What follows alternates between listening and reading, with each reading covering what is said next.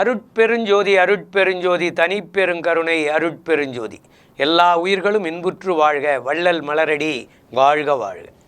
இன்றைக்கு நாம் பார்க்க இருக்கும் அகவல் விளக்கம் 184வது பகுதி.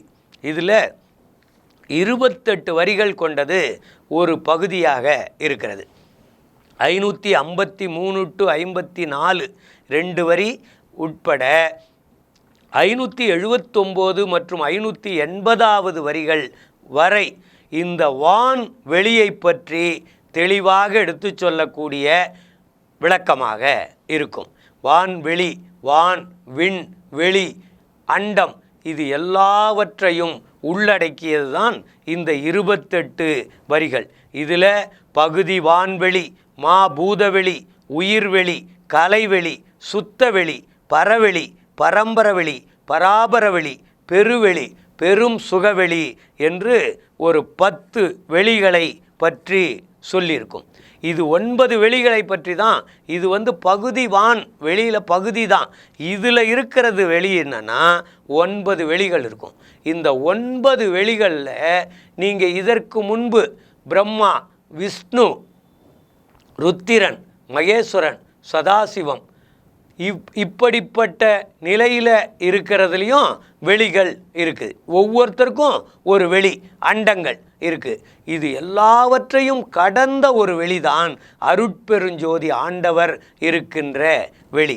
இதை 10ஆகவும் வைத்துக்கொள்ளலாம், 9ஆகவும் வைத்துக்கொள்ளலாம். பகுதி வான்வெளியில் இந்த வான்வெளியினுடைய பகுதியில் என்னென்ன பகுதியாக இருக்கிறது என்றால் மா பூத வெளியாக இருக்கிறது, உயிர் வெளியாக இருக்கிறது, கலை வெளியாக இருக்கிறது, சுத்தவெளி, பரவெளி, பரம்பரவெளி, பராபரவெளி, பெருவெளி, பெரும் சுகவெளி.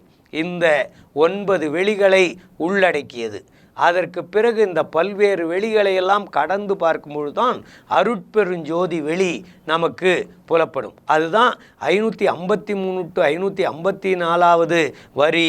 பகுதி வான்வெளியில் படர்ந்த மாபூத அகல்வெளி வகுத்த அருட்பெருஞ்சோதி என்பதுதான் இந்த அகவலினுடைய வரிகள். இதில் பகுதி வான்வெளியில் படர்ந்த மாபூத அகல்வெளி வகுத்த அருட்பெருஞ்சோதி. அடுத்தது உயிர்வெளி இடையே உரைக்கரும் பகுதி அயவெளி வகுத்த அருட்பெருஞ்சோதி. உயிர்வெளி அதனை உணர்கலை வெளியில் அயலற வகுத்த அருட்பெருஞ்சோதி. கலைவெளி அதனை கலப்பரு சுத்த அலர்வெளி வகுத்த அருட்பெருஞ்சோதி. சுத்த நல்வெளியை துரிசரு பரவெளி அத்திடை வகுத்த அருட்பெருஞ்சோதி. பரவெளி அதனை பரம்பர வெளியில் அரசுர வகுத்த அருட்பெருஞ்சோதி. பரம்பர வெளியை பராபர வெளியில் அறந்தர வகுத்த அருட்பெருஞ்சோதி. பராபர வெளியை பகற்பெரு வெளியில் அராவர வகுத்த அருட்பெரும் ஜோதி. பெருவெளி அதனை பெரும் சுகவெளியில் அருளுற வகுத்த அருட்பெரும் ஜோதி. அதுதான் குணமுதல் கருவிகள் கூடிய பகுதியில் அனைவுற வகுத்த அருட்பெருஞ்சோதி. மனமுதல் கருவிகள் மண்ணுயிர் வெளியிடை அனமுற வகுத்த அருட்பெருஞ்சோதி. காலமே முதலிய கருவிகள் கலைவெளி ஆளுற வகுத்த அருட்பெருஞ்சோதி. துரிசரு கருவிகள் சுத்த நல் வெளியிடை அரசுர வகுத்த அருட்பெருஞ்சோதி. இப்படி வெளிகள், இந்த வெளிகளுக்கு அண்டங்கள்னு பேர். இவ்வெளியெல்லாம் இளங்க அண்டங்கள் அவ்வையின் அமைத்த அருட்பெருஞ்சோதி. அப்போ இது எல்லாம் விளங்க வேண்டுமென்றால் அண்டங்கள் தேவைப்படுகிறது. இப்படி கோடிக்கணக்கான அண்டங்களை உருவாக்கி அருட்பெருஞ்சோதி கொடுத்திருக்கிறார். இதுதான் இவ்வெளியெல்லாம் இளங்க அண்டங்கள் அவ்வையின் அமைத்த அருட்பெருஞ்சோதி என்பதுதான் இந்த அயவெளி, உயிர் சக்தி வெளி அப்படின்னு பேர். அப்போ இந்த வெளி எல்லாம் நமக்கு ஏன் தேவைப்படுகிறது என்றால் இந்த வெளி நம்முடைய உடலுக்குள்ளேயும் இருக்கிறது. இந்த வெளி எல்லாம் எப்படி இலங்குவதற்கு அண்டங்கள் இருக்கிறதோ அப்படி நம்முடைய உடலுக்குள்ளேயும் அண்டங்கள் இருக்கிறது. அதற்கு ஒவ்வொரு பெயராக, தத்துவங்களாக அல்லது கருவிகளாக, கரணங்களாக, இந்திரியங்களாக, ஜீவனாக, ஆன்மாவாக ஆன்மாவாக பஞ்சபூத தத்துவங்களாக அதாவது மூலாதாரத்திலிருந்து நம்முடைய பிரம்மரந்திரம் வரைக்குமே இப்படிப்பட்ட அண்டங்களும் வெளிகளாலும் நிறைந்தது தான் இந்த உடல். அப்போ இப்படிப்பட்ட வெளியில் காலம் மனமுதல் கருவிகள், மண்ணுயிர் வெளியிடை. மனமுதல் கருவிகள், மனம் இருக்கிறதே அது ஒரு வெளி, மனமுதல் கருவிகள், மண் உயிர் வெளி, உயிர் வெளியிடை அனமுற வகுத்த அருட்பெருஞ்சோதி. காலமே முதலிய கருவிகள், காலம் முதலிய கருவிகளை படைத்து கலைவெளி ஆளுற வகுத்த அருட்பெருஞ்சோதி. காலம் என்றால் கால் என்பதிலிருந்து தான் காலம் வருகிறது. கால் என்றால் காற்று என்று பொருள். இங்கே நம்மை பொறுத்தவரை அது மூச்சு காற்று. அப்போ இந்த மூச்சு காற்று தான் காலம் என்றும் பொருள், கால் என்றும் பொருள். அதனால்தான் காலம் அடைந்து விட்டார், இறந்து விட்டார் என்பதை காலம் அடைந்து விட்டார் என்று சொல்லுவார்கள். அதுதான் கால், காலம், காலன். இது எல்லாம் கால் என்ற பகுதியிலிருந்து வருவதுதான். அதே போன்றுதான் துரிசரு கருவிகள் சுத்த நல் வெளியிடை அரசுர வகுத்த அருட்பெருஞ்சோதி. துரிசருனா, துரிசு என்பது நம்முடைய உடலிலே இருக்கிற கழிவுகள், நமக்கு தேவையில்லாதது, இந்த அழுக்கு. அப்போ இந்த துரிசை போக்கக்கூடிய கருவிகளும் சுத்த நல் வெளியிடை. நம்ம இந்த சுத்த வெளி நம்முடைய உடலிலேயே இருக்கிறது, சுத்த வெளியாக இருக்கிறது, நல்ல வெளியாக இருக்கிறது. அது ஏன் இருக்கிறது என்றால் துரிசரு கருவிகளோடு இருக்கிறது. இந்த துரிசை போக்கக்கூடிய கருவிகளாக இருக்கிறது. இவ்வெளியெல்லாம் இளங்க அண்டங்கள் அவ்வையின் அவ்வாறே அமைத்த அருட்பெருஞ்சோதி என்று வள்ளல் பெருமான் சொல்லுவார். அப்போ இந்த வள்ளல் பெருமான் இதிலே சொல்ல இந்த வான்வெளி என்பதிலே இருந்து அண்டங்கள் வரை நம்முடைய உடலிலேயே இருக்கிறது.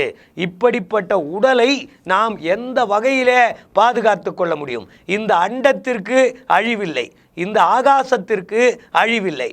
ஆனால் நம்முடைய உடலுக்கு மட்டும் அழிவு என்பது அஜாக்கிரதையினால் வந்துவிடுகிறது. அந்த அஜாக்கிரதையும் போக்கிவிட்டால் இந்த உடலையும் வான் போன்ற தேகத்தை எனக்கு அளித்தான் என்று வள்ளல் பெருமான் சொல்வாரே, அப்படி வெளித்தன்மையோடு, அந்த ஸ்பேஸ் தன்மையோடு, காற்றின் தன்மையோடு நம்முடைய உடல் மாறக்கூடிய வாய்ப்பு இருக்கிறது. அதுதான் துரிசரு கருவிகள். இந்த துரிசை போக்கக்கூடிய கருவிகள் அத்தனையையும் நம்முடைய உடலிலேயே படைத்துத்தான் கடவுள் அனுப்பியிருக்கிறார். இதை ரிப்பேர் பண்ணுறதுக்கு வேறு எங்கேயுமே கொடுக்க வேண்டியதில்லை.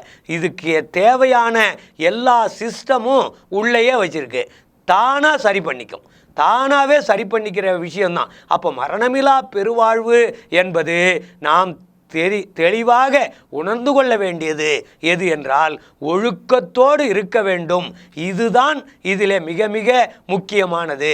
அப்போ ஒழுக்கத்தோடு இருக்க வேண்டியது என்பதற்காகத்தான் நம்முடைய உணவிலே இருந்து அந்த ஒழுக்கத்தை வள்ளல் பெருமான் ஏற்படுத்தி கொடுத்திருப்பார். உணவிலே இருந்து ஒழுக்கத்தை ஆரம்பித்து பிறருக்கு கொடுக்கின்ற உணவு, நாம் சாப்பிடுகின்ற உணவு அதன் மூலம் பெறக்கூடிய உணர்வு, இது எல்லாம் தான் நம்மை மரணமிலா பெருவாழ்விற்கு இட்டு செல்லக்கூடிய துரிசரு கருவியாக நமக்கு இருக்கிறது. இந்த துரிசை அறுக்கக்கூடிய கருவிகளை நமக்கு அருட்பெருஞ்சோதி ஆண்டவர் நமக்கு உள்ளேயே வைத்திருக்கிறார். இது எது என்பதை தெரிந்து கொள்வதற்காகத்தான் இப்படிப்பட்ட அகவல் விளக்கங்கள் நமக்கு தேவைப்படுகிறது. அப்போ இந்த இடத்துல தான் நாம் மிக முக்கியமானது குணமுதல் கருவிகள் கூடிய பகுதியில் அனைவுற வகுத்த அருட்பெருஞ்சோதி. அப்போ இந்த குணம் என்பது பழக்க வழக்கம், ஒழுக்கம், இது எல்லாம் நமக்குள்ளே வைக்கப்பட்டிருக்கிறது. அதற்கு பிறகு மனமுதல் கருவிகள் வைக்கப்பட்டிருக்கிறது, காலமே முதலிய கருவிகள் வைக்கப்பட்டிருக்கிறது. இப்படி எல்லாவற்றையும் வைத்து இவ்வெளியெல்லாம் இலங்க அண்டங்கள் நமக்குள்ளே வைக்கப்பட்டிருக்கிறது. எனவே நாம் பூரணமாக படைக்கப்பட்ட யாராலும் பெற முடியாத மனித தேகத்தை நாம் பெற்றிருக்கிறோம். இந்த மனித தேகத்தை மிக அற்பமாக நினைக்காமல் இது உயர்ந்த நிலையாக நினைத்து இது இன்னும் கடவுள் நிலைக்கு உயர்த்த பாடுபடுவோம் என்று சொல்லி நிறைவு செய்கிறேன். நன்றி, வணக்கம்.